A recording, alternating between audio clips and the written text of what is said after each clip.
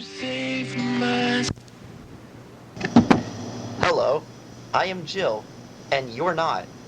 Welcome to another episode of Tales from the Spinpasta Wiki, the weekly series in which I read stories from the Spinpasta Wiki, because that's what I do. I don't have a job, this is my job. Okay, I do have a job, but it's not as important as this. Anyways, tonight we're going to be reading Family Guy, A Bloody Sunset, which I'm not sure, I haven't, seen this one before, but maybe it'll be good, who's to say? Let's begin. I was not really a fan of Family Guy, particularly since the newer seasons were just kind of awful, to say the least. I have since moved on from Family Guy to other shows that I really liked, which were Friends, Drawn Together. You kind of get the gist of it. You don't like Family Guy, but you like fucking Drawn Together? Oh well. And to be completely honest, I haven't been doing great. I mean, yeah, I'm surviving, but something felt missing, you know? Yeah, I feel how you know. I'm Sarah Miller, a locale. Anyway, I'm Sarah Miller, a local artist who usually just draws for their own purposes and project. It feels weird introducing myself, but I think it works. This is my experience with an lost episode from a DVD I found at Goodwill, but before I get to that, I gotta tell you how I even came in contact with the damn thing to begin with. A Goodwill. Not a Goodwill. A Goodwill.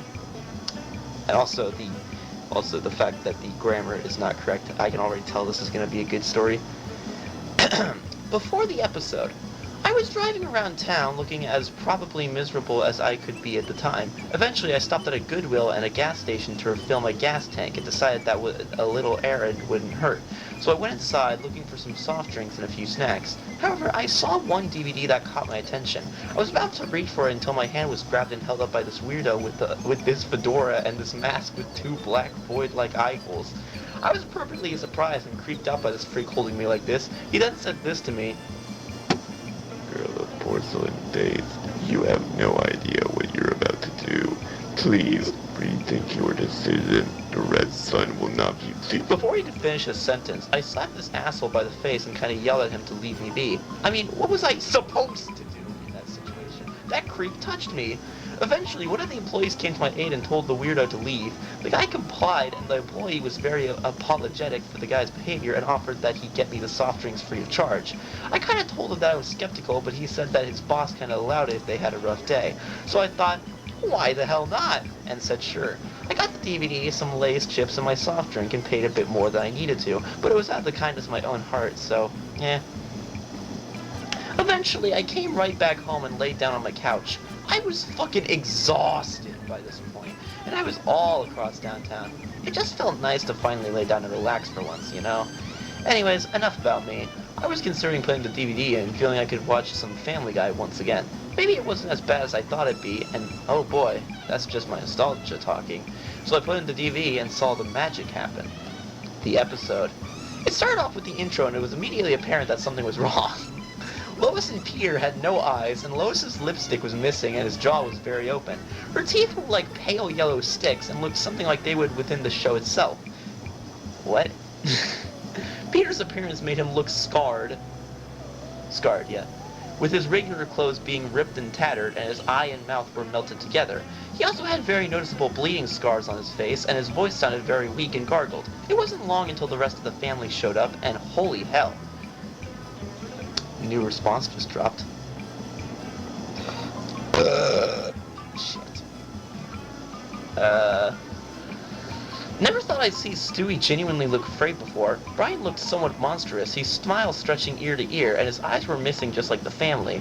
Chris had no mouth and looked the least malformed out of the mutated freaks. Meg also had no mouth, but unlike Chris, it was noticeable that it looked like something similar to a mouth.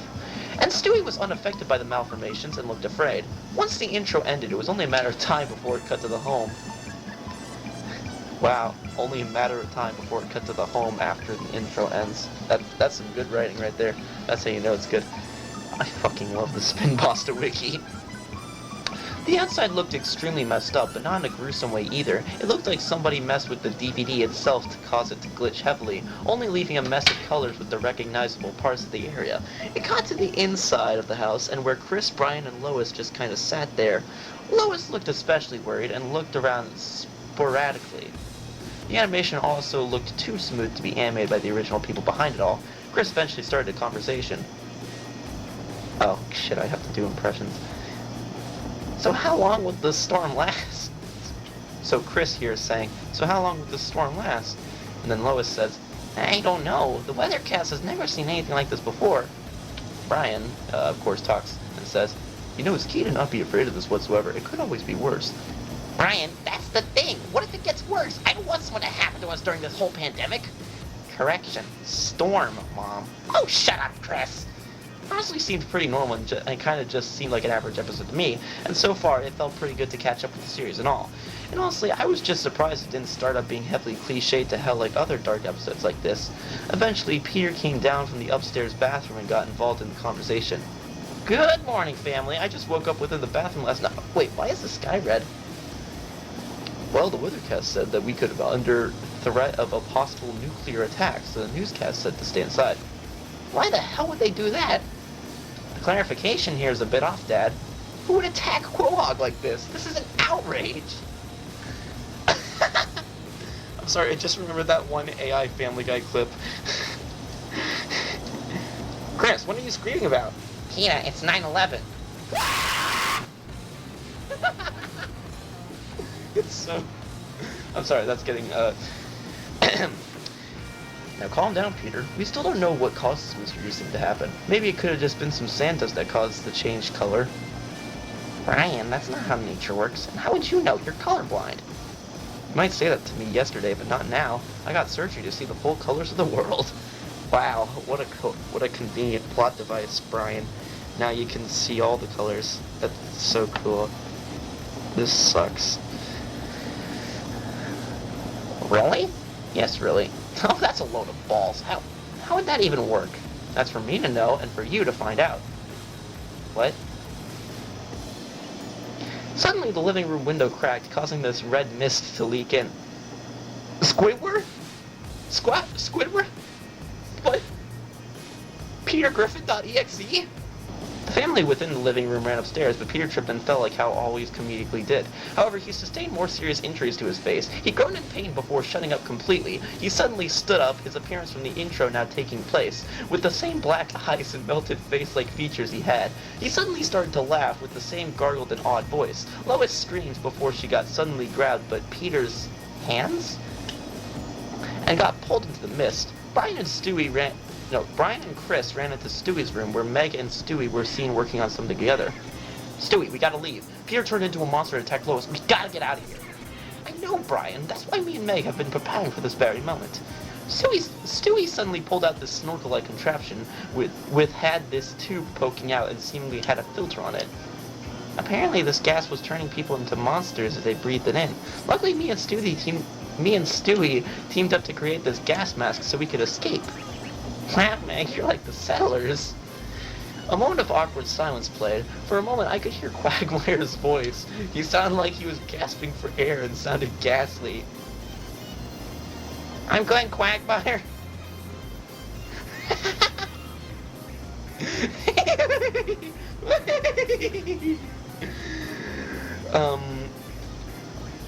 Was anything supposed to happen after that? I don't know. I thought that a cutaway would happen, so... Suddenly, a very mutilated and horrific version of Quagmire burst through the door, allowing the gas to flow in, and his skin looked pale and crisp. His eyes were red, unlike Peter's, and his pupils looked sporadically around. Eventually, he located Brian and yelled out his comedically angered phrase, I'm gonna fucking kill you, bastard! No, I can't believe Quagmire would say that. I'm literally pissing and shitting and coming right now. Oh god, this is gonna be good. This is comedy. He reached for Brian not long before Stewie shot Quagmire with his laser gun and made him fall out of the window, screeching. However, it was already too late. The gas made Brian, Chris, and Meg start mutating. Stewie wore the mask before the effects started to happen to him, and he saw how Brian, Chris, and Meg mutating into their forms seen in the intro.